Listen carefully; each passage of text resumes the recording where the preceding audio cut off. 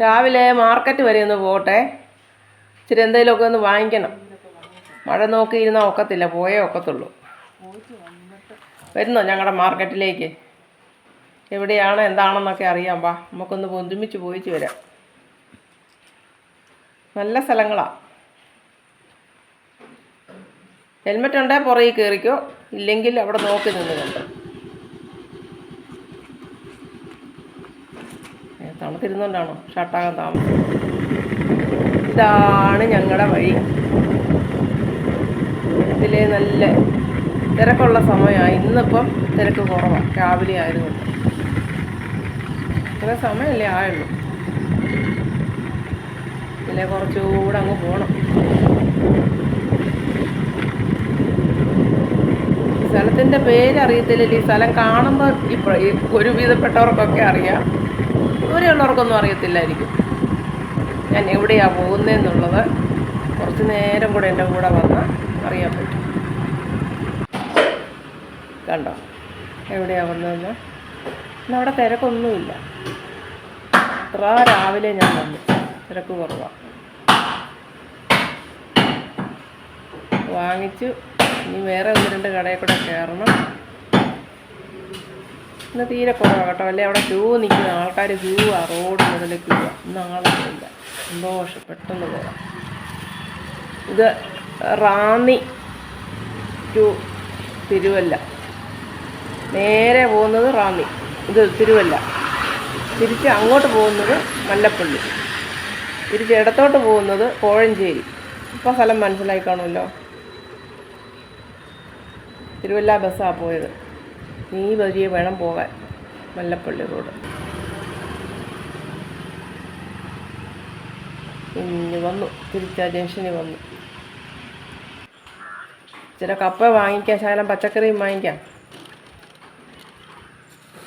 അപ്പോൾ ചേട്ടൻ കപ്പയൊക്കെ തൂക്കി തരുക. നല്ല കപ്പയാണെന്ന് പറഞ്ഞു, ഫ്രഷ് കപ്പയാണ്, ഇന്നലെ കൊണ്ടുവന്നതെന്ന് പറഞ്ഞു. നല്ല കപ്പയാണ്. അതും മേടിച്ച് അടുത്ത കടയിലോട്ട് പോവുക.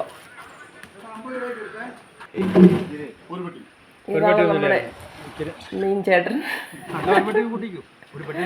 ഇല്യാസ്. രാവിലെ വീഡിയോ ആയിട്ട് യൂട്യൂബിൽ ഇറങ്ങിയല്ലോ എന്ന് പറയുക. എങ്ങോട്ട് തിരിഞ്ഞാലും ഇപ്പം അതേ കേൾക്കാനുള്ളൂ. എൻ്റെ പേരെല്ലാവരും മറന്നു പോയെന്നാണ് തോന്നുന്നത്. അവർ മീനിൻ്റെ വിലയും കാര്യങ്ങളൊക്കെ പറയും. അതിനിടയ്ക്ക് പറയാം രാവിലെ വീഡിയോ ആയിട്ട് ഇറങ്ങിയെന്ന്.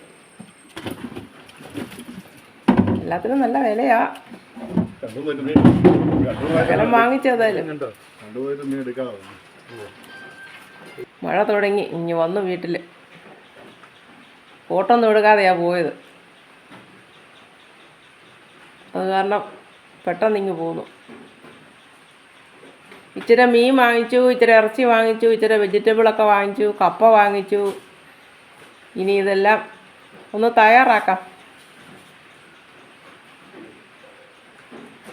ഓക്കേ, വാ, ബാക്കി കൂടെ ചെയ്യാം നമുക്ക്. നിങ്ങളെല്ലാവരും കൂടണേ.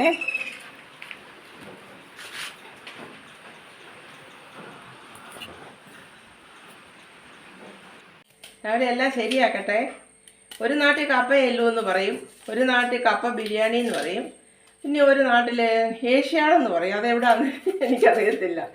ഏതായാലും ഞങ്ങൾക്ക് പത്തനംതിട്ട, ഇടുക്കിക്കാർക്കൊക്കെ ഇതൊരു ഫേവററ്റ് ഫുഡാണ്.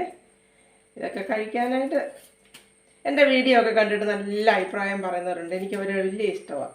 ദൂരെ രാജ്യത്തൊക്കെ ഇരുന്നേ പറയും, അയ്യോ ഞങ്ങൾക്ക് ഇതൊക്കെ തിന്നാൻ കൊതിയാണ്, അയ്യോ ചേച്ചി ഇതൊക്കെ ചെയ്യുന്ന കണ്ടിട്ട് നിങ്ങൾക്ക് ഇഷ്ടമാണെന്ന് പറയും. അങ്ങനെയൊക്കെ കേൾക്കുമ്പോൾ എനിക്ക് ഭയങ്കര ഇഷ്ടമാണ്.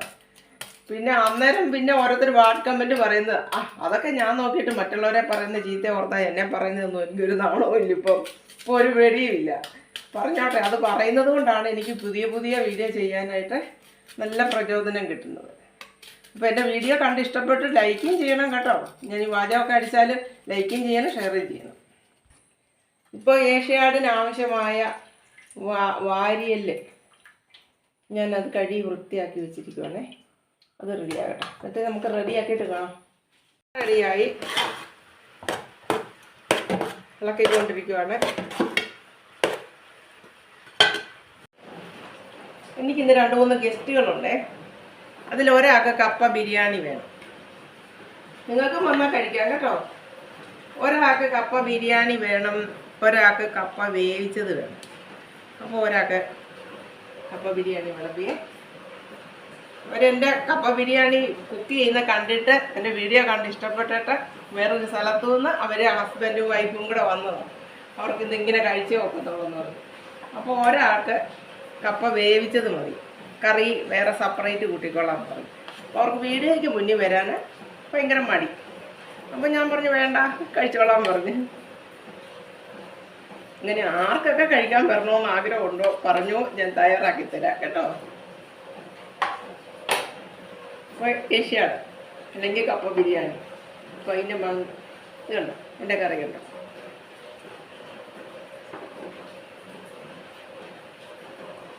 ഇതാണ് അതിൻ്റെ കറി. അത് വാരിക്കറിയാണിതേ, വാരിക്കറി.